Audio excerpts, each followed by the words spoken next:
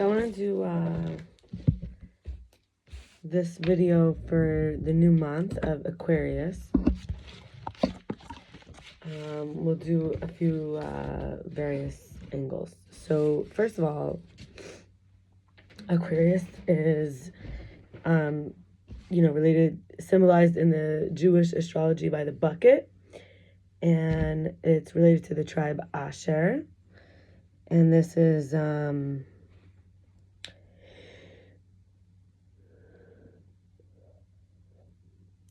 connected to the letter Tzadik, which is also the number 90, and the esophagus and the stomach.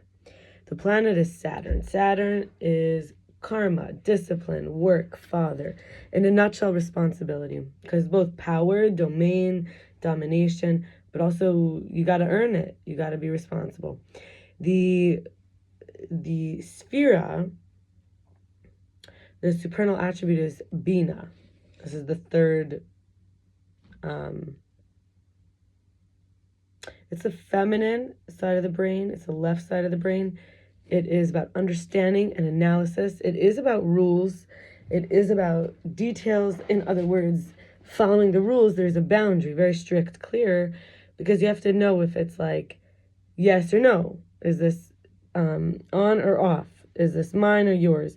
So it is like basically like fleshing things out to their extremes, to their branches. And Saturn is the lowest density of all the planets. It has the biggest, brightest rings, and it has a moon called Titan with a very thick atmosphere, the only one such in all of the solar system. It has 53 moons.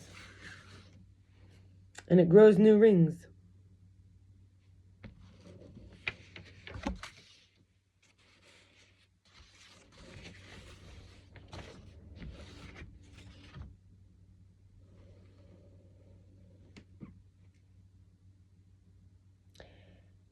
In terms of the Hebrew word for bucket is dali. So letter Tzadik. This is a universal sign, not individual, not primal. And it is a fixed sign. It's an air sign. And it's to do with winter. This sense, or we say in Hebrew, the chush, is taste. And some of the attributes would be majesty, splendor, divine. And I've been feeling like the energy is about royalty, rising above. And the theme is ahava, love. The lover, ohevet. Such a big blessing. And some say that the body parts related, not the organs, but the body parts would be the calves and the ankles. The problem could be self-righteousness, judgmental. The solution is to level with those around you in humility. Humility is a big one here.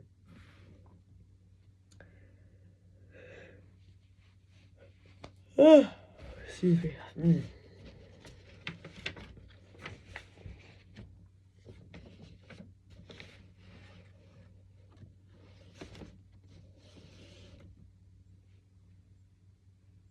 Saturn is considered a gas giant planet, and it travels very slowly because the sun's force is weaker over there. So like for example, a Saturn year would be 164 Earth years.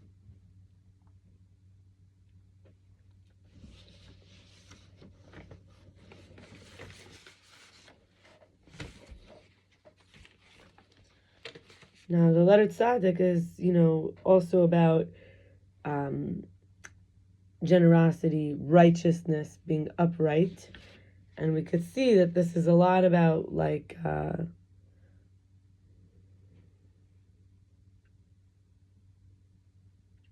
being upright, standing straight, and all that. And Aquarius is a lot about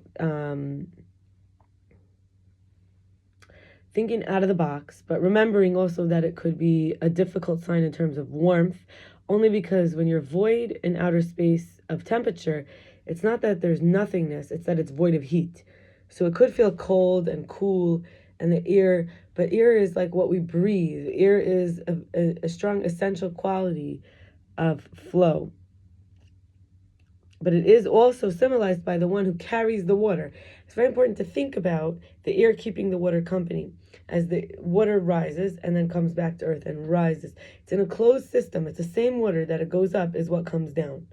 So the air is helping to pick up the water, and then the water comes back down. And then the air helps to pick up the water. But the air is very light. So we really have to think about this. Now, when we're thinking about the letter Tzaddik, it's also related to the star. The star. And when we're thinking of Bina,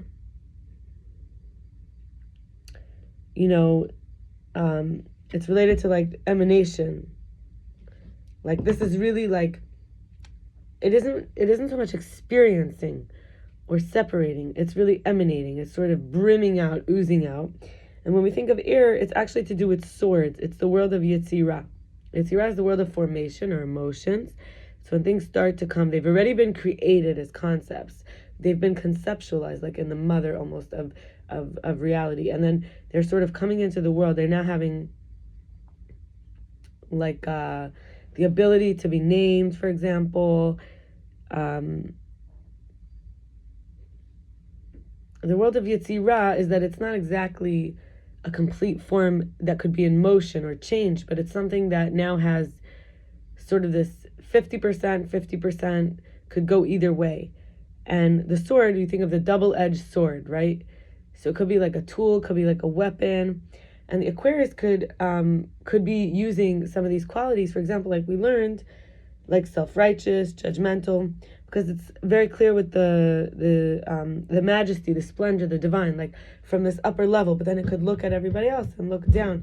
But the real leader in this age of Aquarius actually is finding the king in everybody, not just needing to be the recognized one for the honor. And this mother, it's interesting, the father and the mother. So the father includes the mother. Mother is Bina, which is to do with Bria, which is to do with creation, conception. And we also connecting this to the letter Vav, which is a connection letter.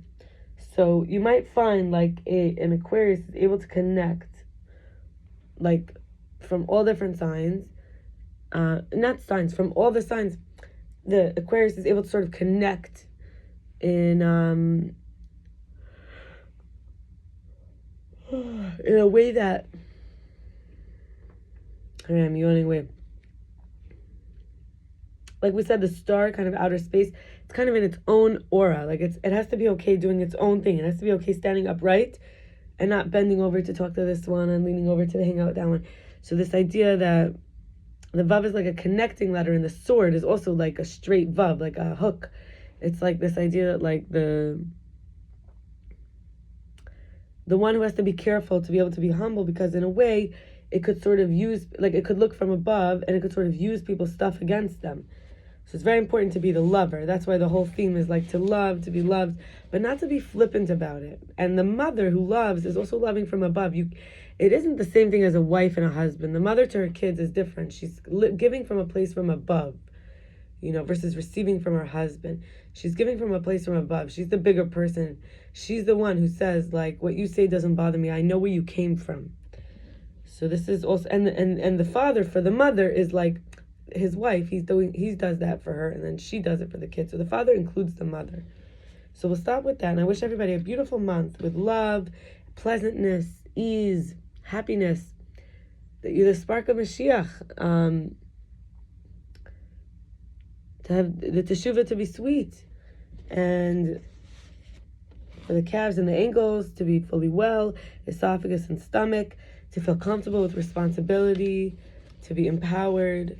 There's no coercion in spirituality, so we could be precise. We could use the sword to cut away our entanglements and our attachments from the dark forces of anyone else's life, and we could also reflect back their energy to them as royalty. We could give them all back their power and not need any credit.